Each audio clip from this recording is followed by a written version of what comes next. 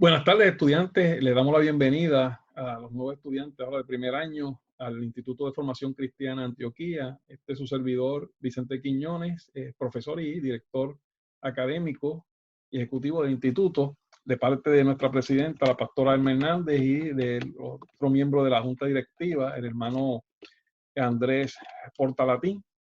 Le damos la bienvenida y esperamos que su experiencia con nosotros sea de edificación, de bendición, para que usted pueda crecer en el conocimiento de Cristo. Bueno, vamos rápido a pasar a la primera clase. La primera clase que usted va a estar tomando, ¿verdad? De 3 clases que pertenecen a este trimestre, es Introducción a la Biblia, ¿verdad? Y vamos entonces a pasar a la presentación. Introducción a la Biblia.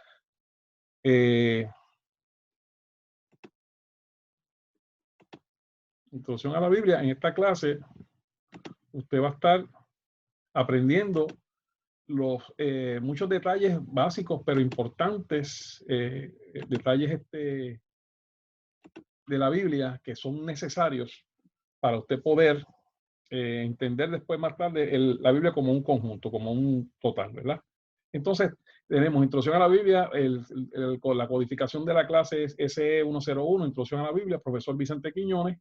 Mi celular es 787-618-2479 y el correo electrónico institutoantioquia@gmail.com. Comenzando con esta clase, el bosquejo para la clase, ¿verdad? Se divide en varias secciones. La primera parte, que es la que vamos a estar cubriendo hoy, la descripción general de la Biblia. Vamos a estar hablando un poco de geografía bíblica, de los manuscritos y versiones antiguas, la revelación e inspiración, el canon y las traducciones al español. Todo esto es importante. Usted va a ver después, tal vez no lo entienda muy bien ahora, pero usted va a ver después la importancia de conocer todo esto, del trasfondo de la Biblia, para usted poder, ¿verdad?, contestar preguntas como ministro a sus ovejas, y también para usted poder defender la fe, ¿verdad? Gloria al Señor. O sea que hoy comenzamos con lo que es descripción general de la Biblia. Y en esa parte, en esa primera parte, vamos a estar hablando de la composición de la Biblia, la cronología de la Biblia, las divisiones de la Biblia, el idioma original de la Biblia y la coherencia entre todos los libros de la Biblia. Esto es muy importante. La coherencia es un testimonio tremendo, porque nos enseña cómo un libro escrito por diferentes personas en diferentes épocas tiene el mismo mensaje, ¿verdad? Pero vamos a llegar más tardecito a esto con detalles, ¿ok? Pues comenzamos rápidamente con la composición. Y en la composición de la Biblia dice, estos datos los tomamos de Sergio Armstrong Cox, ¿verdad? Y dice, el tamaño de la Biblia es de sobre 1000 páginas.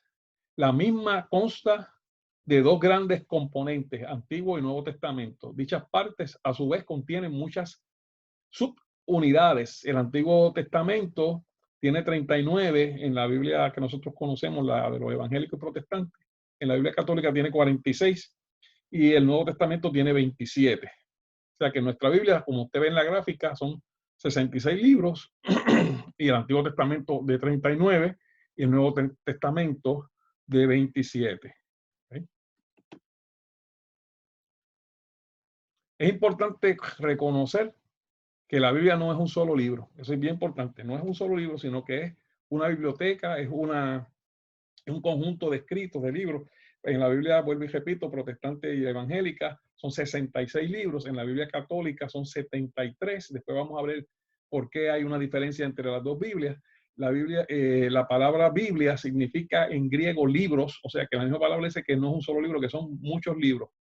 Estos escritos pertenecen a épocas y autores muy diferentes entre sí, ¿verdad? Que lo que estábamos hablando anteriormente.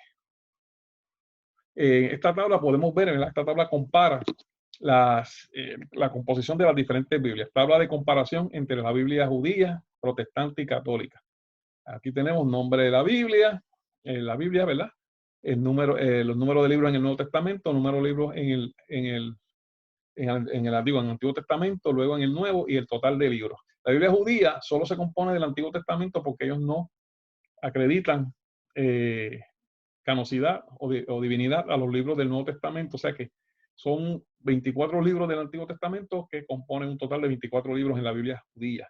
La Biblia protestante o la evangélica son 39 libros en el Antiguo Testamento, 27 en el Nuevo y un total de 66 libros. y en la Biblia católica 46 libros en el Antiguo Testamento, 27 libros en el Nuevo Testamento y un total de 73 libros. De esta forma se estructuran las Biblias diferentes, ¿verdad? Y es bueno conocerla, ¿verdad? Nosotros creemos en la que nosotros usamos, la evangélica protestante, pero es bueno conocer las diferencias porque muchas veces van a llegar gente, por ejemplo, se convierte un hermano, un católico, entonces nosotros tenemos que explicarle por qué nosotros no aceptamos ciertos libros que ellos sí aceptan. Y es bueno conocer todo esto.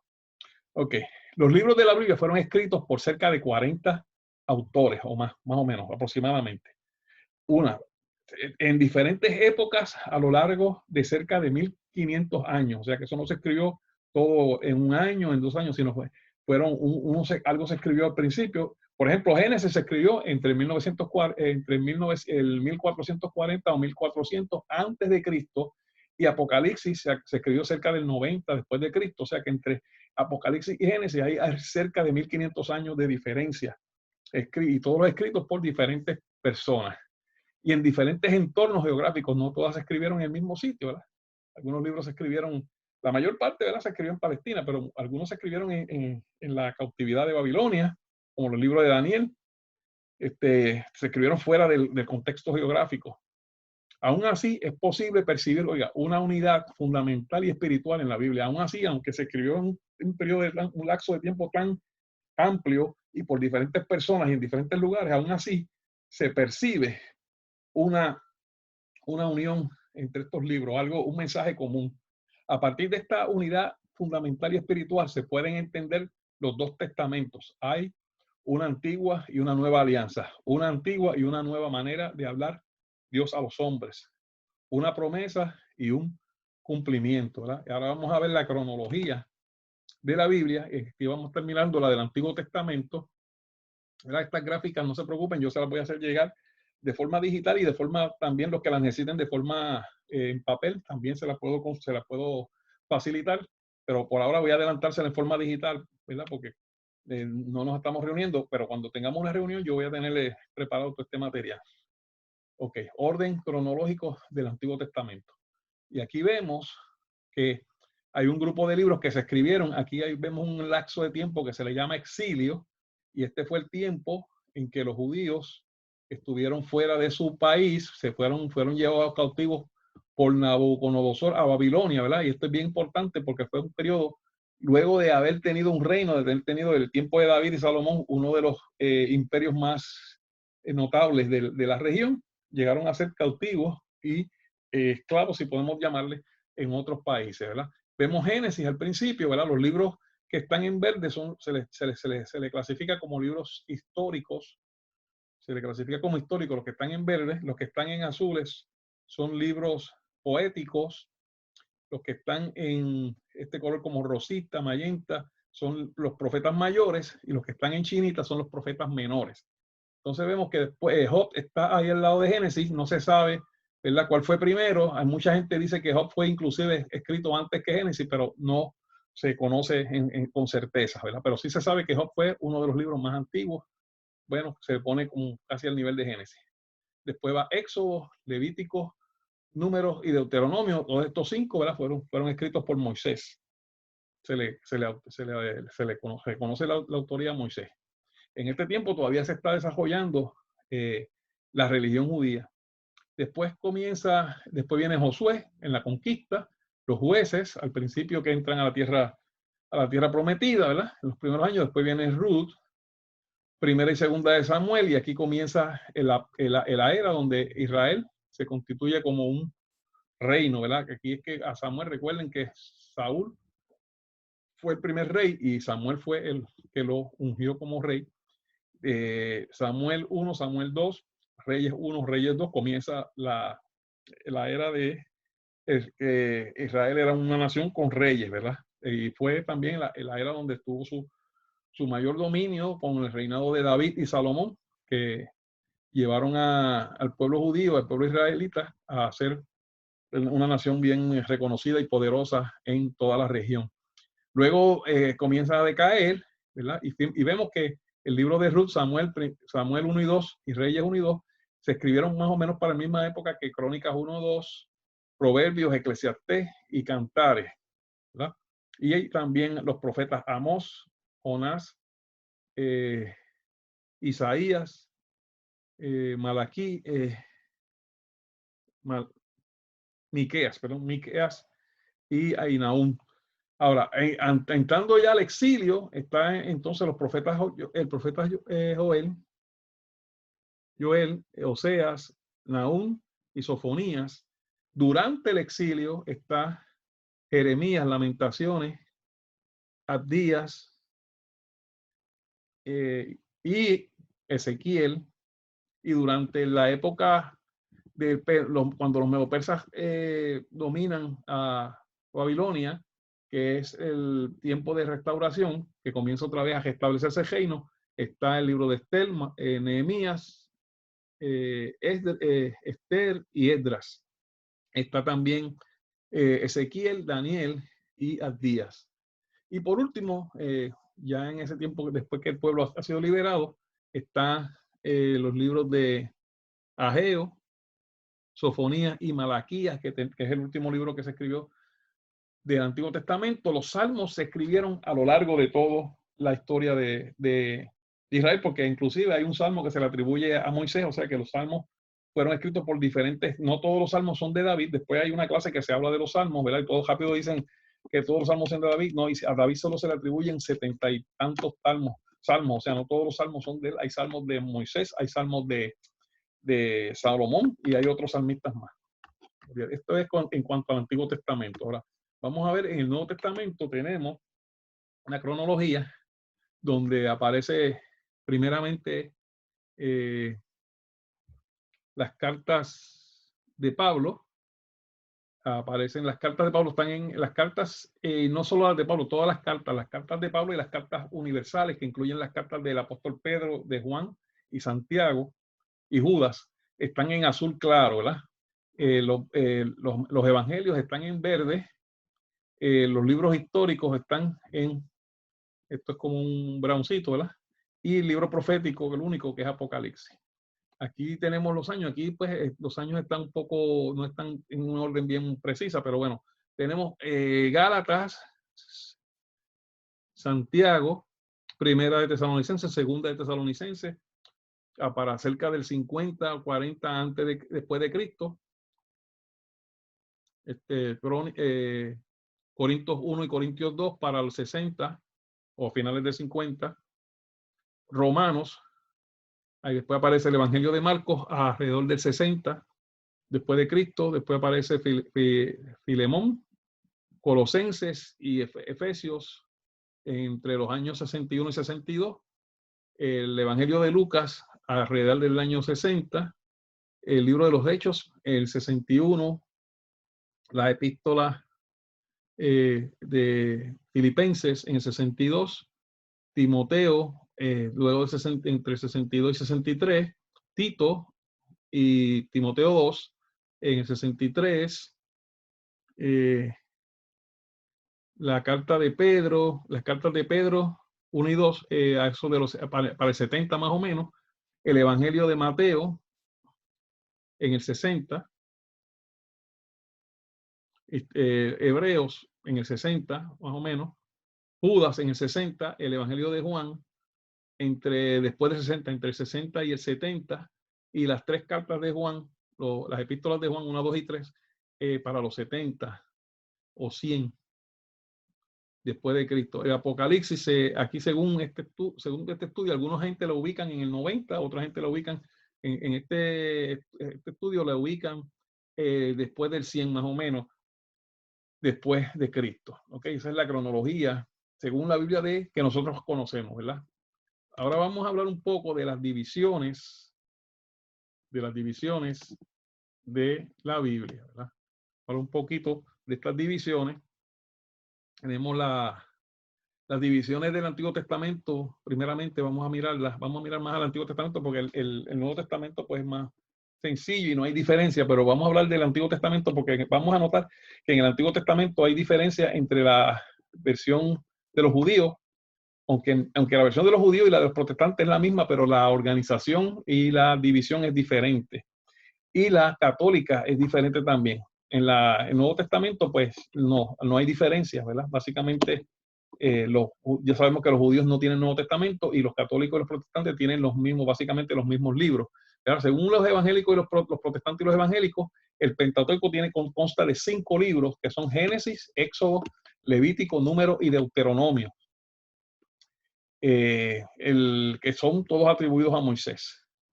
Los libros históricos, ese grupo, esa división, son 12 libros, lo que incluye Josué, Jueces, Ruth, Primera y Segunda de Samuel, Primera y Segunda de Reyes, Primera y Segunda de Crónicas, Esdras, Nehemías y Esther. Y se le llama y se clasifican como históricos porque hablan de historias que ocurrieron, ¿verdad? Aunque tienen enseñanzas espirituales, pero son historias. Los libros poéticos, ahí se incluyen 5, lo que es el libro de Job, los Salmos, los Proverbios, Eclesiastés y Cantares. Los 5 se clasifican como poéticos, con diferentes autores, ¿verdad? Los libros, los profetas mayores, Isaías, Jeremías, Lamentaciones, que fue escrito por Jeremías también, Ezequiel y Daniel. Y van a notar que en esta Biblia Daniel se clasifica como profeta, pero en la Biblia de los judíos, el libro de Daniel no se clasifica como profeta, tiene otra clasificación. Los profetas menores, Oseas, Joel, Amos, Abdías, Jonás, Miqueas, Nahum, Habacuc, Sofonías, Ageo, Zacarías y Malaquías. En la versión de la Biblia de los judíos, todos estos libros, todos estos profetas están en un solo volumen, se incluyen en un solo volumen. De la misma forma, vamos a ver que hay una diferencia en número, pero no es que haya diferencia en el contenido, sino que la forma de llamarlo. Por ejemplo, los que le llamamos aquí profetas mayores en el libro de los judíos, cada uno de estos libros, Oseas, Joel, son un solo libro. O sea que esto viene siendo capítulos. En la Biblia judía es un libro con capítulos. También Primera de Samuel y Segunda en la Biblia de los judíos es un solo libro, es Samuel. Y Primera y Segunda de Reyes es Reyes nada más. Y Primera y Segunda de Crónicas es Crónicas nada más. O sea que, pero el contenido es el mismo. O sea, simplemente que se rompieron en 2 libros en esta división que nosotros usamos. Ok, continuamos. Ahora vamos a ver esto mismo, el Antiguo Testamento, pero desde el punto de vista de los judíos. Los judíos tienen una clasificación diferente. En este caso, ellos clasifican a la Biblia del Antiguo Testamento en 3 divisiones, lo que le llaman la ley o la Torá, los profetas o los Nelubín, o los escritos, los Ketubín. Son 3 clasificaciones que ellos tienen. Y como vamos a ver, aquí tenemos la lista. En la ley está Génesis, Éxodo, Levítico, Número, Deuteronomio. Está exactamente como la tenemos nosotros, ¿verdad? Esa clasificación es igual.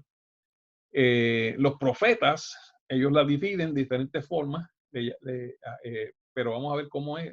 Tienen Josué, en los profetas tienen a Josué. Miren, Josué está clasificado como los profetas, en la de nosotros está clasificado como libros históricos. Jueces, que también viene siendo histórico acá. 1 y 2 Samuel es un solo libro, por eso lo ponen ahí. 1 y 2 Samuel es un solo libro. 1 y 2 Reyes es un solo libro, pero incluye el contenido de los Primera y Segunda de Reyes que nosotros tenemos.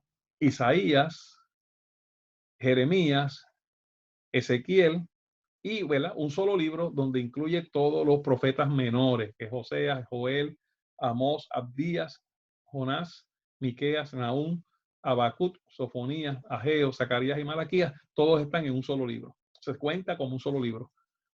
Por eso cuando contamos la cantidad de libros, pues nos da una diferencia grande, pero el contenido en realidad es el mismo.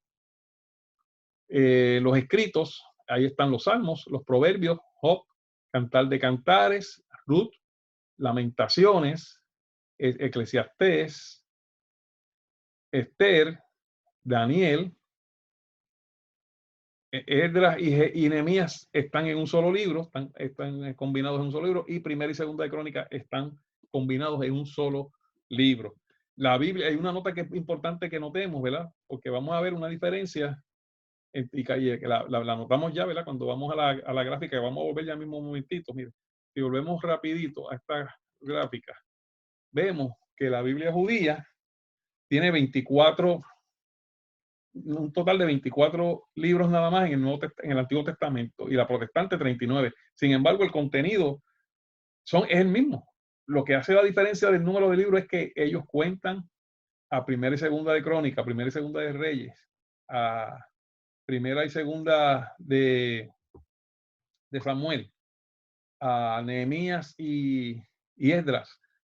Son un libro nada más, o sea que por eso se reduce la cantidad, porque están contando más, están metiendo en un solo libro varios libros, o sea, o nosotros vamos a poner que nosotros los dividimos porque ellos tenían la Biblia primero, o sea, nosotros dividimos ciertos libros y por eso salen más libros, pero el contenido es exactamente el mismo. Ahora, si miramos la Biblia católica, vemos que tiene 46 libros en el Antiguo Testamento, y ahí sí que no hay una armonía con la Biblia judía.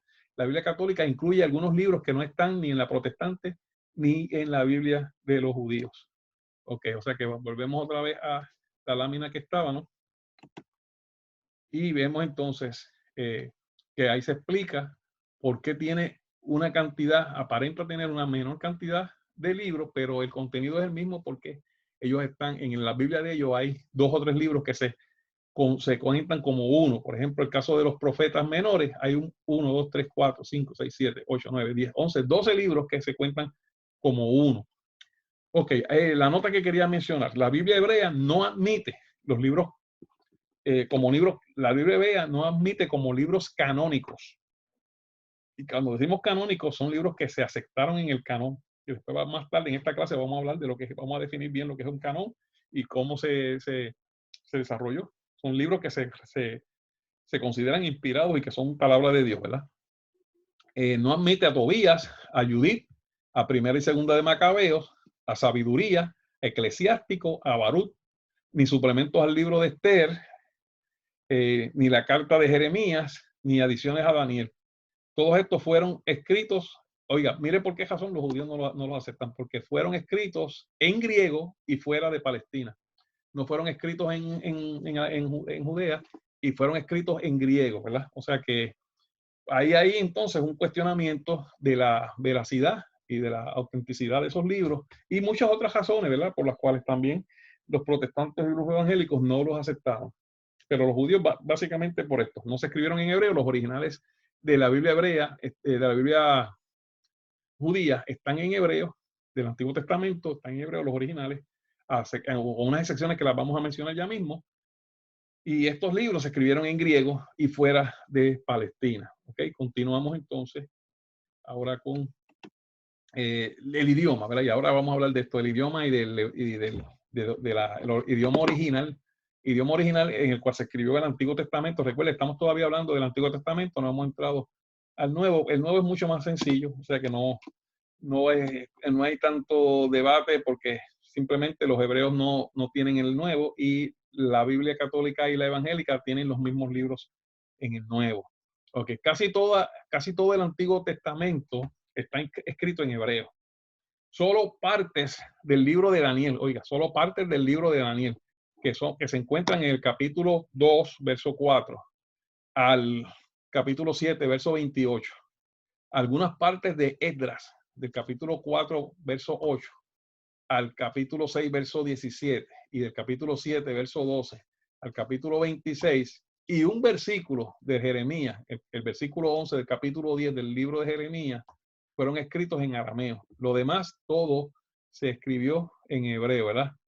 El arameo es una lengua hermana del hebreo, una lengua bien parecida, como si quisiéramos comparar, podemos decir el portugués y el español, que usted sabe que hay muchas palabras que hasta suenan iguales, pues son lenguas bien familiares, ¿verdad? Son lenguas latinas, en este caso son latinas, en el caso del hebreo y del arameo son lenguas semáticas, ¿verdad?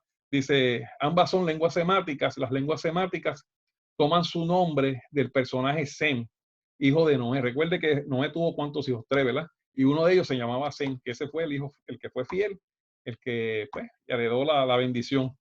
Y de ahí salen, del nombre del de Sem, salen las lenguas semáticas, que es el idioma que viene de esa descendencia de Noé.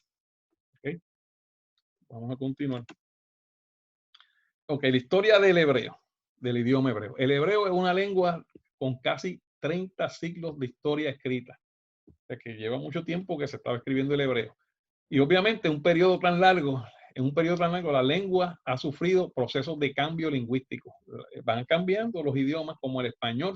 Si usted ahora mismo busca por ejemplo, los que puedan conseguir una Biblia, que yo tengo copias de esas Biblias, la Biblia del oso, que fue la primera Reina Valera, la primera Reina, ¿verdad? Porque pues, recuerde, Reina fue el primero que escribió y después Valera le siguió mejorando la Biblia. Esas primeras versiones de las, usted lee ese español y es un español que usted casi no lo va a entender porque usa palabras bien antiguas del castellano que ya no se usan y que se han dado en desuso, ¿verdad? Y que nosotros muchas veces, si lo miramos, no vamos a entender lo que dice. Pues así lo mismo ocurre con el hebreo, ¿verdad? Con todos los idiomas que van cambiando, ¿verdad?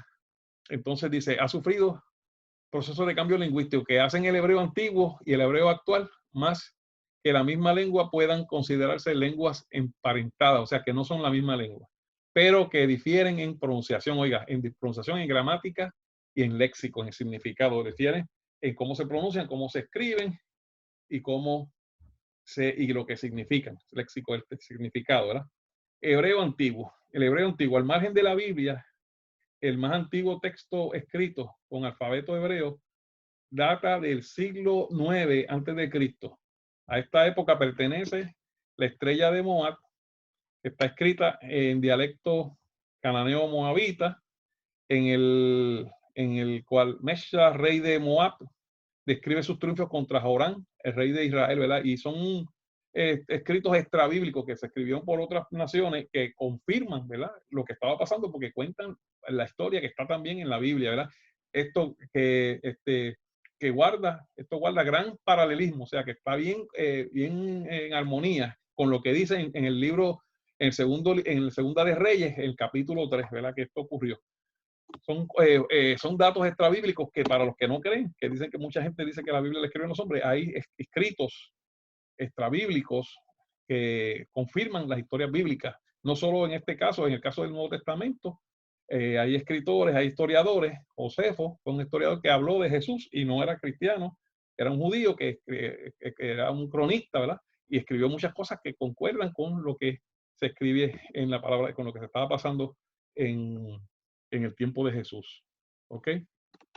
Vamos entonces ahora, seguimos continuando con la historia del idioma hebreo. Dice la estrella del Dan, la estrella del Dan, escrita en hebreo a mediados del siglo 8 antes de Cristo, conmemora las victorias del rey sirio Hazael sobre Jorán, hijo de Acab. Otra vez, hablando de cosas que están en la Biblia, escritas en otros contextos culturales, ¿verdad? Por otras naciones que confirman lo que dice la historia bíblica.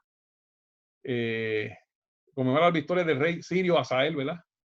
Sobre Jorán, el hijo de Acab, rey de Israel, y sobre Ocosías, hijo de Jorán, el rey de Judá, de la dinastía de David. En el caso de Ocosías, ¿verdad? Era del linaje de David. Acab era pues de las 10 tribus de Israel. Él es la mención escrita más antigua respecto a esta dinastía, ¿ves? Fuera de la Biblia, escrito fuera de la Biblia. El hebreo dejó de hablarse alrededor del siglo I antes de Cristo.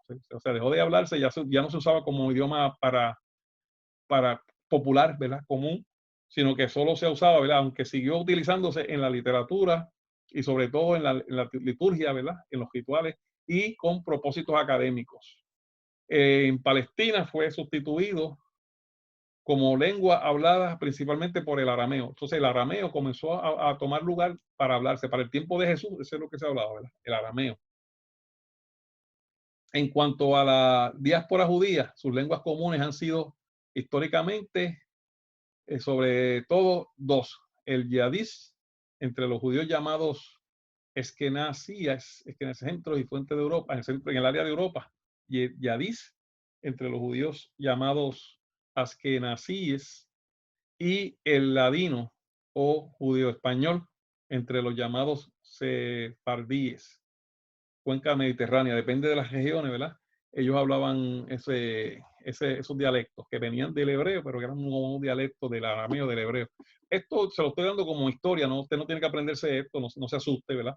Nosotros no queremos ser unos expertos en todo esto, lo que el propósito es que usted entienda que la Biblia no salió así de la nada, sino que tuvo unos procesos y nosotros tenemos que considerar todos estos procesos, ¿verdad? En en nuestro diario vivir y en el ministerio.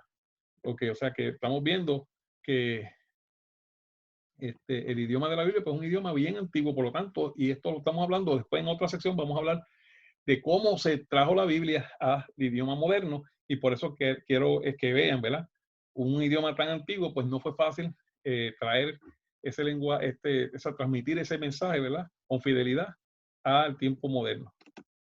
Ok, ahora, vamos ahora a lo que sería la cohesión o la armonía entre todos los libros de la Biblia. Dice, el Antiguo Testamento contiene la historia de las promesas de Dios, de un Dios que eligió a un pueblo y lo fue educando de muchas maneras y en diversas ocasiones a fin de hacerlo capaz de entrar en un diálogo adulto con él. Se trata entonces de una etapa de preparación, de una promesa, de algo más pleno, de un modo de relacionarse, ¿verdad? Una economía que no es aún una relación de adultos, una comunicación, ¿verdad?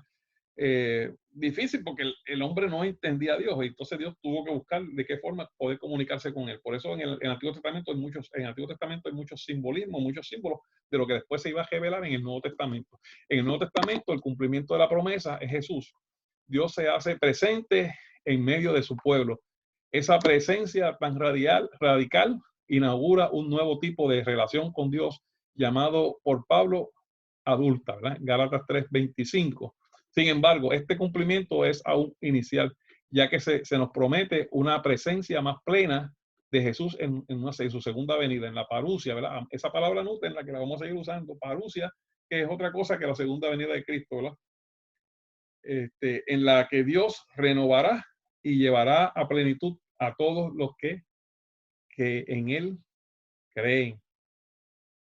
Por esto, en el Nuevo Testamento, es por esto que el Nuevo Testamento termina clamando, ven, Señor Jesús, ¿verdad? Hasta aquí llega esta lección, ¿verdad? De esta